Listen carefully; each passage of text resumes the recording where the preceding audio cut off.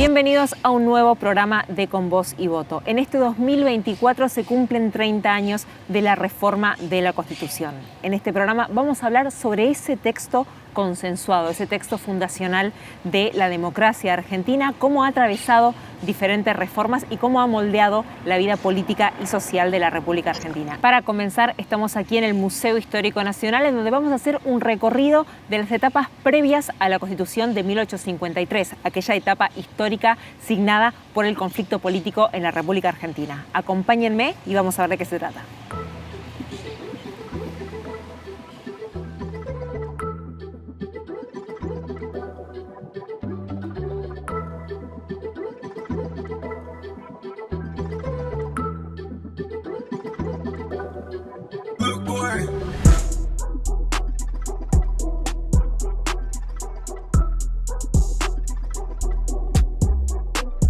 Hola Mariel, ¿qué tal? ¿Cómo estás?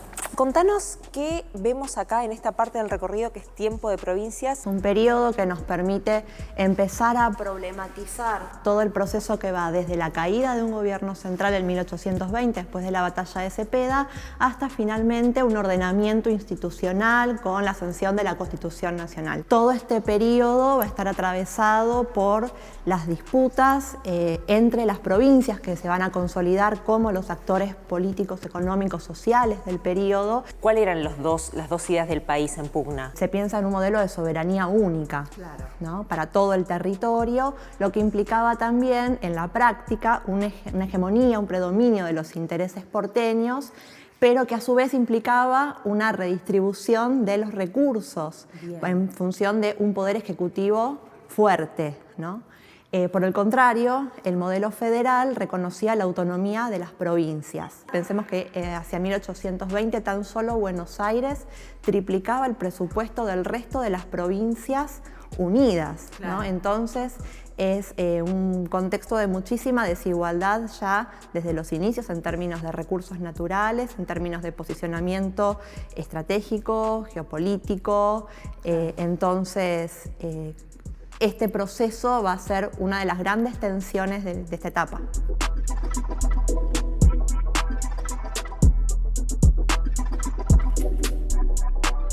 Acá tenemos una réplica del original que pertenece a la colección del Museo Histórico Nacional, donde podemos ver la firma del Tratado del Cuadrilátero, que es un documento fundamental justamente en el ordenamiento político de nuestro país. Es uno de los famosos pactos preexistentes a los cuales se hace alusión en el preámbulo de la Constitución.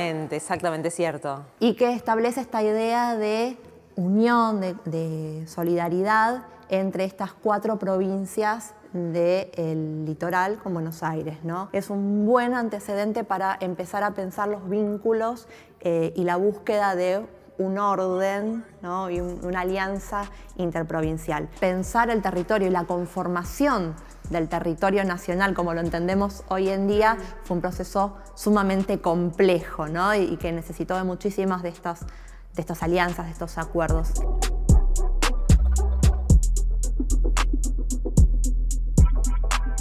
Ante la amenaza de una inminente guerra contra el Imperio del Brasil, a partir del avance del Imperio brasileño sobre lo que hoy es el Estado oriental del Uruguay y la necesidad de estas provincias unidas para convocar un Congreso Constituyente que permita fundamentalmente un intento de ordenamiento político, jurídico para el territorio y la elección de Rivadavia efectivamente como primero en ejercer el cargo de presidente de la República Argentina. Es la primera vez también que se empieza a usar la denominación República Argentina. Hasta este momento veníamos hablando de las Provincias Unidas en Sudamérica o del Río de la Plata, y ahora por primera vez empezamos a encontrar esta denominación actual. Y como, si se quiere, antagonista en este periodo, el máximo líder federal, Manuel Dorrego. La mesita, el escritorio que podemos ver a un costado, es el mueble donde Lavalle firma el parte de fusilamiento en uno de los episodios, podríamos decir, más paradigmáticos de este periodo, porque contrariamente a las ideas de Lavalle de poner fin al federalismo, ¿no? Que va a tener muchísimas presiones por parte de los sectores unitarios, entendiendo que sin Dorrego todo ese partido, todo ese modelo iba a caer. Lo único que iba a lograr era fortalecerlo, iba a hacer desplegar una movilización popular de las montoneras federales y la emergencia del sucesor de Dorrego, Juan Manuel de Rosas. Y esto va a llevar finalmente a esa grieta entre dos bloques regionales que van a nuclear a la Liga del Interior y en respuesta se va a conformar el Pacto Federal.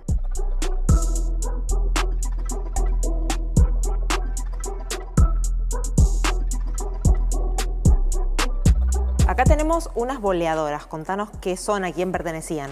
Estas boleadoras nos gusta decir que son las que pusieron fin a esa guerra civil de la que veníamos hablando. Son las boleadoras que pertenecían al gaucho Ceballos, con las cuales pudo derribar al general Paz, líder unitario, quien en una confusión se dirige solo, prácticamente desarmado, hasta un campamento, una base militar enemiga. Entonces, cuando Ceballos lo tiene a tiro, logra derribar su caballo y lo entrega a Estanislao López, quien a su vez notifica a Rosas como máximo líder político, ¿no? ¿Qué es lo que sigue para el camino de lo que sería la Argentina? ¿Qué es lo que sigue para adelante? Sigue la Confederación. Justamente este panel quiere plantear esa idea de unión interprovincial. Todavía ese federalismo necesita de esos apoyos importantes, hasta que progresivamente se va a ir conformando esa hegemonía rosista tan característica del periodo, ¿no?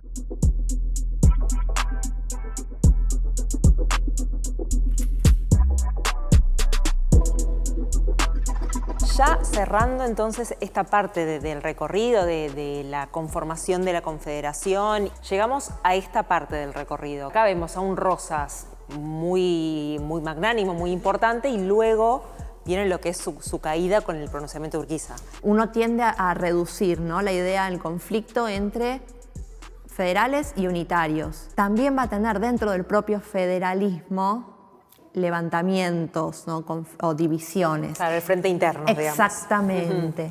La figura de Urquiza va a concentrar, si se quiere, todo este malestar entre, sobre todo, las provincias del litoral, que cuestionaban no solo el no llamamiento a un Congreso General Constituyente, sino también la negativa de Rosas a permitir la libre navegación de los ríos interiores, algo que terminaba afectando los intereses económicos comerciales de estas otras provincias, claro, en beneficio de Buenos Aires.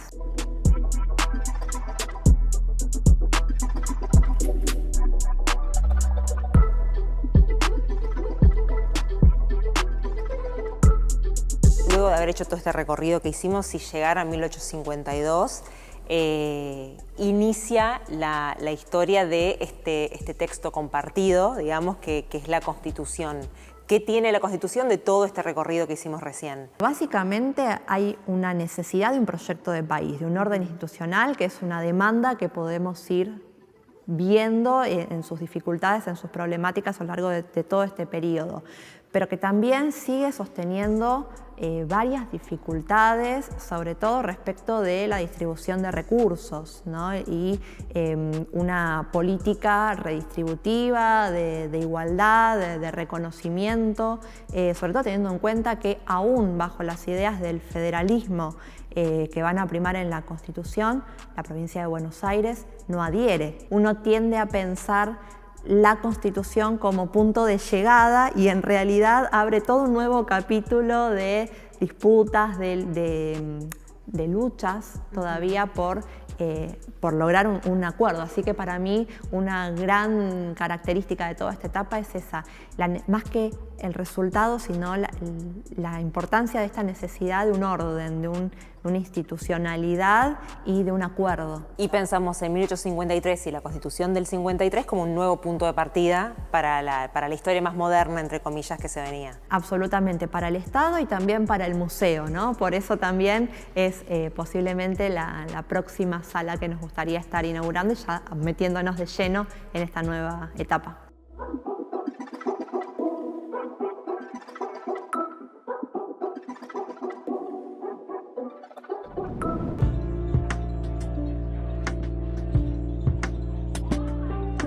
¿Sabés qué son los derechos? De forma sencilla podemos decir que son aquellas cosas que tenemos garantizadas por ley y que todos tenemos permitido hacer. Pero ¿dónde están escritos esos derechos? En la Constitución Argentina. La Constitución Nacional es la ley fundamental y suprema de un país. Fundamental porque establece los derechos y garantías de los ciudadanos y suprema porque regula la organización y el ejercicio de los poderes y todas las demás leyes deben respetar sus lineamientos. Pero, sobre todas las cosas, una Constitución es un consenso entre personas. Es un texto realizado en conjunto que establece las normativas para la vida en común. Como tal, refleja los valores dominantes de una sociedad, de una época, las costumbres de un país, lo moral y éticamente aceptable e incluye también lineamientos internacionales que rigen en todos los países entendidos como una gran sociedad global. Entonces, ¿en qué se inspira ese texto? ¿Quiénes son las personas que redactan ese texto en común? ¿Cómo se lleva adelante la compleja tarea de condensar en un solo lugar las reglas para nuestra vida cotidiana? En Argentina, la historia comienza en el 1800 con varios intentos de fijar una constitución en una nación atravesada por la lucha entre unitarios y federales, un conflicto fundante para una república federal como lo es hoy nuestro país. Una constitución nacional a veces puede parecer un texto legal complejo, pero establece derechos, obligaciones y garantías que podemos ver en nuestra vida diaria. El derecho a trabajar, comerciar, hacer pedidos a los gobernantes, andar con libertad por el país, entrar y salir del territorio, decir y publicar lo que pensamos, practicar la religión que elegimos, tener condiciones dignas de trabajo, entre otras. Por supuesto, todos estos derechos conllevan también obligaciones y deben ejercerse conforme a las leyes preestablecidas. Entonces, la Constitución Nacional importa y mucho. Es el eje que nos organiza políticamente como país, reparte el poder y convierte a un territorio en un Estado garante de una vida digna para todos sus ciudadanos. Una Constitución que, como el texto lo dice, es para nosotros, para nuestra posteridad y para todos los hombres del mundo que quieran habitar el suelo argentino.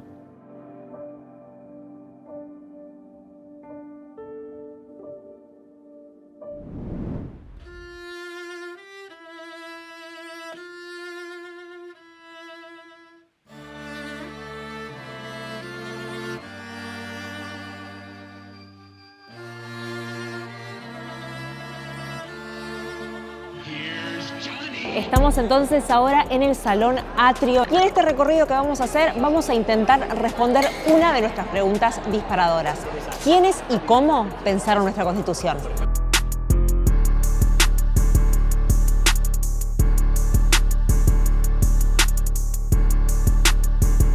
Contanos un poco cómo se pensó esta muestra de la Constitución Nacional. Creamos una muestra que se llama Constitución, el pilar de la República sobre las bases de Alberdi. Entonces la idea es mostrar un poquito y recrear todo lo que fue pasando desde que Alberdi pensó las bases para la Constitución hasta la Constitución. ¿Por qué es tan importante Alberdi en este proceso? Para mí es muy importante porque en realidad la Constitución argentina es el alma de Argentina.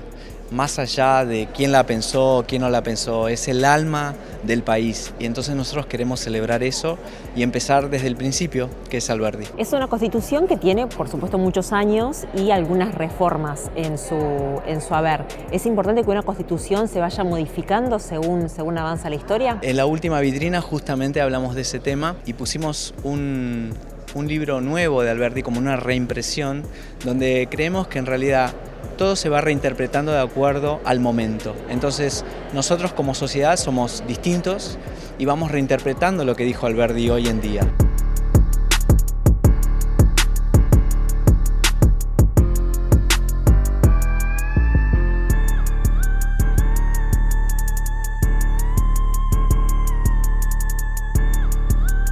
Uy, me agarraste viendo la Constitución en sistema Braille. Vamos a hacer una cosa medio lúdica y ver qué artículo nos toca así al azar. Vamos a ver acá. Artículo 48. Para ser diputado se requiere haber cumplido la edad de 25 años, tener 4 años de ciudadanía en el ejercicio, ser natural de la provincia que lo elija o con 2 años de residencia inmediata en ella.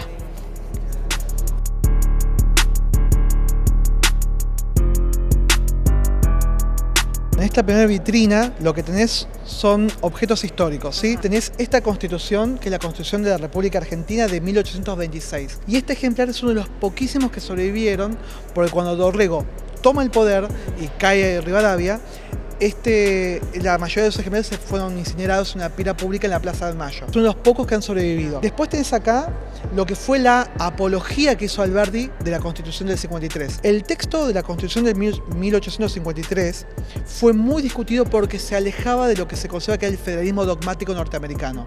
Alberdi decía que no, la Constitución tiene que reflejar la historia del pueblo argentino, no ser una cosa impuesta, una bajada, una copia, ¿sí? Entonces él tuvo un gran debate con Sarmiento y esta apología que se llama Estudios sobre la Constitución Argentina de 1853, te recomiendo que te fijes cómo está escrito Argentina y el tipo de tipografía. Con J. Claro, tiene que ver con la idea de también hacer una gramática nacional. Okay. Este texto, te decía, es una defensa de Alberdi a la Constitución en contra de los que eran sus enemigos políticos de momento. Entre ellos Sarmiento, Vélez Sarsfield, Alsina. Dice Constitución Argentina en que se restablece su mente alterada por comentarios hostiles. ¿Qué es eso? En Buenos Aires vos tenías dos grandes intelectuales que se oponían a esto, Alsina y Sarmiento. Hacen una crítica que es feroz. Dicen, Alberdi se alejó del ideal que es el ideal de Estados Unidos. Alberdi entonces lo que hace es responder punto por punto, porque lo que él veía en el presidente, en los primeros presidentes, es que tenía que ser un licurgo, es decir, un hombre fuerte que pueda aplicar la ley, y luego va a venir lo que llamaba la república deseada o la república verdadera, ¿sí? Entonces, es una defensa contra Sarmiento, contra Valentín Alsina y contra Vélez Sarsfield. Aquellos que han hecho fracasar a la patria una y otra vez, habla de los políticos de tinta. Ajá. Sí, es un libro muy fuerte. Recomiendo la lectura, ¿eh? Perfecto, lo vamos a leer entonces.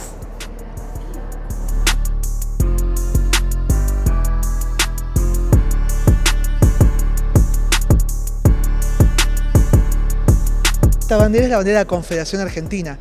Es la bandera oficial de cuando se proclama la Constitución de 1853. Esta bandera fue incinerada durante la Revolución de 1852. ¿Por qué dice lo que dice esa bandera? Porque es la bandera del Partido Federal. No representa la unidad de la nación.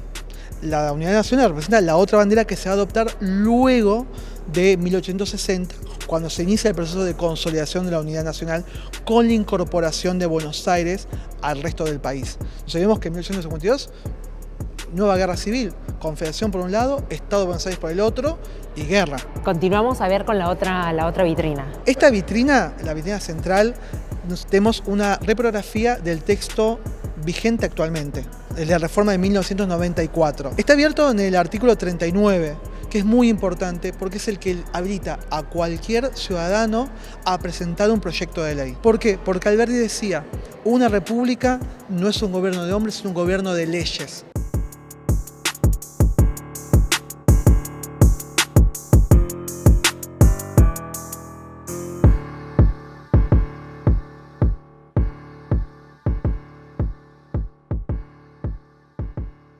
Estamos con Raúl Amado. Queríamos comenzar con, el inicio, ¿no? Con 1853. ¿Qué es lo que pasa a partir de ahí en lo que era en ese momento la Argentina y qué impacto tiene esa Constitución del 53? La situación de guerra civil no termina. Nosotros en la manualística, ¿qué tenemos siempre, no? Cae Rosas, gana Urquiza y se terminan las guerras civiles. En realidad comienzan 30 años de guerras civiles mucho más cruentas que las anteriores, si se quiere. Vos tenés que, por un lado, Urquiza queda con un nuevo cargo que se crea ad hoc de la toma del poder, que es la de director, o sea, se vuelve a un momento previo, si querés, a la independencia, con el cargo de director supremo. 12 provincias se van a aliar con Urquiza, como la Confederación Argentina, mientras que Buenos Aires se va a separar del resto del país, rechazando el gobierno de Urquiza. Esta primera Constitución del 53 no tenía dentro de sí a Buenos Aires. Buenos Aires es una estaba por constitución aparte. que se hace totalmente en contra de Buenos Aires, con una serie de características que luego van a tener que ser modificadas para que Buenos Aires ingrese. Y de hecho es la Constitución de la Confederación Argentina, no la Constitución de la Nación Argentina. Sarmiento había previsto esto y Sarmiento decía que las guerras civiles iban a terminar donde habían comenzado en 1810 en Buenos Aires, cuando se puede imponer el Estado en Buenos Aires. Que eso vendría mucho después, ¿en qué año? Con la reforma de 1860. Luego de una serie de batallas, de negociaciones y finalmente con lo que es prácticamente un golpe militar, cuando Mitre termina sometiendo a la provincia de Corrientes, tomando Paraná, Entre Ríos, ¿no? Paraná era la capital, de la Ahí está, Confederación Argentina. perfecto, genial. Cuando Mitre termina Manu Militari nuevamente, uniendo a Buenos Aires con la Confederación es obligada a aceptar las condiciones de Buenos Aires. En realidad las exigencias de Buenos Aires son tan altas, fueron pensadas de manera tan alta, siendo uno de los artífices Sarmiento, Vélez Sarsfield, Alsina, que la idea era que la Confederación no aceptara las condiciones. Claro. Se la obliga a aceptar estas condiciones y entre esas condiciones estaba que se reduce el presidencialismo, se le otorga a las provincias un grado de autonomía que no estaba prefijado y finalmente estaba el tema de la discusión del nombre del país. Si vos te fijas, nuestra Constitución no establece cómo se llama el país. Sarmiento, por ejemplo, sostenía que debía llamarse Provincias Unidas del Sur. Entonces quedó eso bastante en veremos, como pasó con Estados Unidos, Claro, que no es un nombre del país. Son Estados Unidos. Claro, el nombre iba a ser Columbia. ¿Qué era lo que se vivía más allá de las esferas políticas en la sociedad? Es un momento de transformación. Lo que justamente provoca la Revolución de Mayo y la Revolución de Independencia es la destrucción del orden colonial y el surgimiento de algo nuevo y completamente diferente. Reaparece la esclavitud indígena, algo que no existía bajo el orden colonial. Vas a tener que hay grupos que pierden derechos, por ejemplo las mujeres. Con el nuevo orden civil, la mujer sufre lo que se llama capitatio diminutio, pierde su capacidad de decidir en un montón de cuestiones. Pasa de la tutela del padre a la tutela del marido. El ejemplo de eso es el apellido de Casada. Convivían ampliación y retracción de derechos en esa crisis Completamente. de modernización institucional y vuelta para atrás también. Es un orden diferente que se va reconstruyendo y se va recreando todo el tiempo. No hay una unificación monetaria, ni siquiera hay un sentido de pertenencia a algo mucho más grande. Eso se va a crear gracias a la escuela. A la ley de educación común de Sarmiento. Sarmiento se da cuenta enseguida de que la escuela, junto con el ejército y el servicio militar, van a ser los creadores de los argentinos. Pensá en la estructura de los colegios nacionales antiguos. Vos tenés un altar a la patria, no un altar religioso. Tenés un altar donde los chicos todos los días se paraban, izaban la bandera y cantaban una canción a la bandera que representaba a todos los argentinos. No existía la idea de nación como tal. ¿Quiénes eran los argentinos? Cuando Buenos Aires se rebela, los líderes autonomistas de Buenos Aires sostienen que no quede ni un argentino vivo. O sea, el argentino era el de la Confederación. Ellos eran los porteños. Eran dos estados enemigos. Específicamente, Sarmiento y Vélez dicen en la Convención del 60, no se puede llamar Argentina a este país. Argentina es la dictadura de Rosas. ¿Qué otras reformas vinieron hacia adelante, llegando a la última del 94, que fueron importantes y fueron reflejando justamente un estado de situación del país? Hubo una serie de pequeñas reformas que ampliaban la cantidad de ministerios, establecía que Buenos Aires iba a quedar con lo recaudado por la aduana una cantidad de años más. Había una serie de pequeños puntos que se reformaban de manera muy puntual. En el 49, con los avances y la Constitución nuestra, que había quedado muy atrasada en cuestión de derechos sociales, se realiza una convocatoria, ¿sí? Muy discutida, la realiza el gobierno de Perón, y establece una reforma que va tanto hacia lo político y hacia lo doctrinario. De manera explícita se mencionan los derechos laborales, los derechos sociales, los derechos de la ancianidad, los derechos culturales. La idea de familia creo que también aparece está la idea ahí. de familia, del Estado como garante de la familia, con un gran peso de la Iglesia Católica. Esa Constitución, obviamente, cuando ocurre la Revolución Libertadora, es derogada por bando. Yendo ahora a la última reforma que tuvo la Constitución, que justamente en este 2024 se cumplen 30 años, la reelección, el balotaje, la figura del jefe de gabinete. ¿Cómo impacta esa reforma constitucional ahora a 2024? ¿Qué fue lo más importante que tuvo esa reforma? Esa fue la Constitución más acordada, más discutida y más acordada. Era evidente, y los que vivimos aquellos años acordamos, que hubo una gran campaña de concientizar de que el país, mejor dicho, que la Constitución, el texto constitucional había quedado muy atrasado respecto a cómo vivíamos. Con un mandato presidencial muy largo. Era 6 años y pasó a 4 en ese momento. Pasó a 4, con un mandato además de los diputados y senadores también mucho más largo, y un periodo de sesiones ordinarias muy corto. Estaba pensado en la época de las carretas. Vos venías de una provincia en Río y carreta, ni siquiera el tren. O sea, estaba pensado para un país con otra configuración geográfica. La Constitución amplió el periodo de sesiones y estableció la cláusula democrática, que es algo que a veces pasamos por alto. ¿Qué es la cláusula democrática? La cláusula democrática es la que establece que ninguna fuerza armada, civil o militar, puede arrogarse la representación del pueblo, ni tomar el poder, ni ejercerlo. Y aun cuando así lo haga, esos actos son instantáneamente nulos. Yo creo que la Constitución del 94, la reforma del 94, de alguna manera sigue el espíritu de Alberdi. La Constitución no es un texto doctrinario, es el producto de las luchas históricas del pueblo argentino. Y que la reforma del 94 refleja esa lucha por la democracia, refleja instituciones maduras, refleja un país que puede sentarse a discutir, refleja también la necesidad de balancear el poder del presidente, de que haya una figura política, que es la del jefe de gabinete, que tenga que dar explicaciones ante el Congreso de los negocios generales del Estado. La Constitución no otorga derechos, los garantiza. Es el Estado y su rama, el gobierno, el que te entrega los derechos. No, vos naciste con derechos. Yo te los y el garantizo. Estado te los tiene que garantizar. Yo creo que la Constitución del 94 establece esas herramientas y no va a permitir nunca más que alguien diga yo no tuve nada que ver. Creo que coloca al ciudadano en un grado de responsabilidad. Ya no es los tres poderes del Estado como algo sagrado e intocable. No, ahora el ciudadano está en el centro y lo hace responsable. ¿Querés democracia? ¿Querés república? Bueno, vos sos responsable. Yo creo que la reforma del 94 nos abrió un abanico y que no hemos podido explotarla completamente. No sé si la gente es consciente del poder que tiene al nombrar a su senador. No lo tenemos todavía incorporado. A ver, hasta el 94 el senador era electo por la legislatura provincial. Hoy en día vos elegís a tu senador. Eso fue un avance enorme y se garantiza incluso un representante por la minoría. Como última pregunta, abriéndolo hacia el futuro, digamos, de 2024 para adelante, tenemos justamente acá atrás una réplica o reprografía. Reprografía de la Constitución.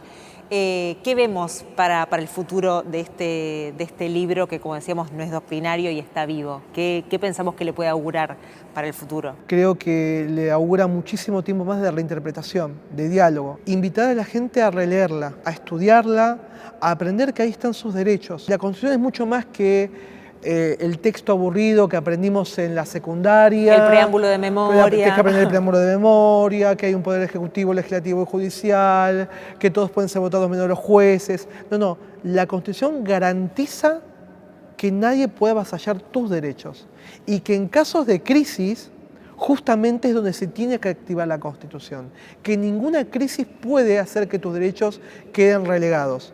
Justamente la Constitución está para garantizarte los derechos. Luego de este recorrido por la historia de la Constitución argentina, llegamos a la última reforma, la de 1994. Para hablar de esta reforma tenemos a alguien que pudo vivirla de muy cerca. Hablamos de Juan Carlos Romero, senador por Salta. Vamos a hablar con él. Senador, teniendo en cuenta que en este 2024 se cumplen 30 años de la última reforma constitucional de 1994, uno piensa en lo previo, ¿no? En por qué se da esa reforma o cuál era la necesidad que se veía en la sociedad por la cual esa reforma tuvo lugar. ¿Cómo surgió ese consenso de decir la Argentina necesita una reforma? Veníamos por décadas de imposibilidades de sentarnos a actualizar algunas cosas, derechos, garantías. Fue un éxito que dos dirigentes como Alfonsín y como Menem coincidieran en la necesidad de hacer una reforma consensuada. Cada sector tenía sus deseos. Para los justicialistas estaba en gran medida poner muchas cosas que se frustraron de temas sociales de la Constitución del 49. Claro, sí. Alfonsín quería mayor representación de las minorías. Y yo pienso que después del 53 fue más que el 53, porque en el 53 no estaba la provincia de Buenos Aires, o sea que claro, se incorporó en el 60. O sea, en esta es la primera ocasión que hubo en el sistema constitucional argentino de que haya consenso, de que arranque bien y termine bien. Aún gente que no estaba de acuerdo con ciertos puntos la juró, nadie abandonó la convención como fuerza política Y creo que eso es lo que debemos hoy día celebrar, haber podido hacer una reforma con sus errores o cuestiones que uno puede no coincidir, pero que tuvo y tiene un gran nivel de consenso. En las comisiones peleábamos con los radicales un artículo, una palabra, un texto, y ya cuando llegábamos a un punto de no poder avanzar, decían, bueno, vamos a desempate. Y lo íbamos a buscar al doctor Alfonsín. ¿Para que él desempate? El desempate. Entonces lo íbamos a buscar como en consulta, cada uno les ponía así, informalmente, ¿no? Claro, doctor, sus pros y sus contras. Y yo, digamos, no le podría dar un artículo concreto, pero yo recuerdo que las veces que fuimos, salimos ambas partes salimos conformes. Era así, informal, es decir, vamos a ver al doctor Alfonsín, mire doctor, tenemos este problema, así, y nos volvimos contentos. ¿Qué magia haría? No sé, pero la magia de la política, la capacidad de diálogo, de convencernos de entre nosotros y de encontrar, seguramente le habré encontrado en los puntos que le planteábamos algún equilibrio que permitió que ambos nos fuéramos contentos, firmar el dictamen, digamos, tranquilos, por lo menos en paz. Muchas modificaciones que hoy en día uno las tiene como normales, la jefatura de gabinete, el Consejo de la Magistratura, cuestiones electorales o de tratados internacionales. ¿Cuáles puede destacar como los más importantes o si se acuerda incluso alguno que haya generado más conflicto? Algo importante que no sé si hay en otras constituciones del mundo es que los tratados internacionales, sobre todo los de derechos humanos y otros tratados, son parte de la Constitución y están puestos arriba. Claro. Arriba de las leyes nuestras. Tuvo que ver mucho ese afán que hubo de que nunca se repitieran los golpes militares y hubiera la posibilidad de desviarnos de la línea de derecho, de Estado de Derecho, digamos. Y muy importante fue también reconocer a las provincias como dueñas de los recursos naturales. Eso no estaba claro, había una vieja discusión desde los años 30 de que cuando las provincias concedían recursos, el radicalismo en los primeros gobiernos quitó derechos a las provincias, y se creó YPF, o sea, el petróleo terminó siendo nacional. Bueno, acá hemos zanjado esa diferencia. Los recursos naturales son de las provincias y eso es importante. Y volviendo al día a día de ese momento, ¿no? de la reforma, ¿cuánto duró ese debate? Ese debate no era en la Ciudad de Buenos Aires, era en Santa Fe. ¿Cómo eran los viajes? ¿Se preparaban, estudiaban? Digo, no era la primera vez, pero digo, una reforma de esas características, con tantas personas involucradas, senadores, expresidentes, gobernadores. Fue un periodo muy corto, 3-4 meses, donde se trabajó mucho en comisiones. Había un núcleo de coincidencias básicas que habían firmado los partidos, que había que respetarlo. A veces había tironeo, que hasta dónde llegaba el núcleo o no, bueno, eso lo... Y que era la coincidencia básica y no, claro. Pero en general se avanzó, hubo mucha presencia de la ciudadanía en defender derechos, como por ejemplo los pueblos originarios y sus representaciones.